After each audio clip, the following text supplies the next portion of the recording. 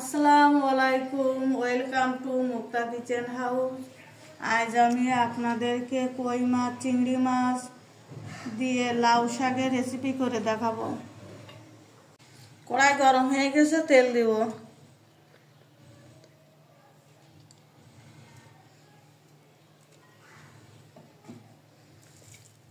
পেঁয়াজ কুচি, কাঁচা ঝাল,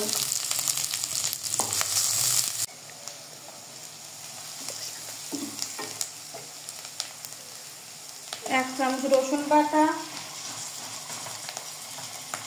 এক চামচ জিরা বাটা, পরিমাণ মতন হলুদ, পরিমাণ মতন লবণ। মশলা কিছুক্ষণ নেড়ে নিয়েছি, মাছ দিয়ে দিব। মাছ মশলার সাথে নেড়ে নিয়েছি, এখন কষানোর জন্য পানি দিব।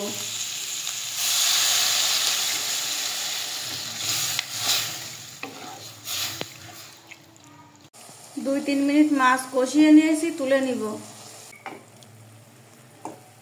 পরিমাণ মতো পানি দিব।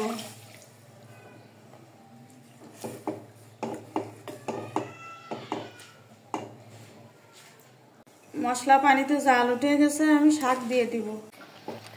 ভালো করে মিশিয়ে নিব। ভালো করে নেড়ে নিয়েছি, 10 মিনিট ঢেকে দিব।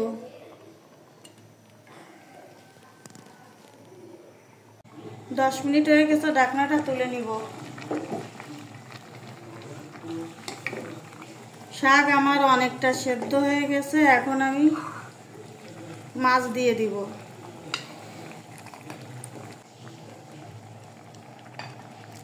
আমি আজকে লাউ শাকের ভিতরে টমেটো দিব। আপনারা তো অনেকজনে অনেক রকম করে খেয়েছেন। লাউ শাকের ভিতরে টমেটো দিয়ে কেউ খেয়েছেন? আমি অনেকবার খেয়েছি, অনেক মজা লেগেছে, তাই মনে করলাম যে আপনাদের সাথেও শেয়ার করি।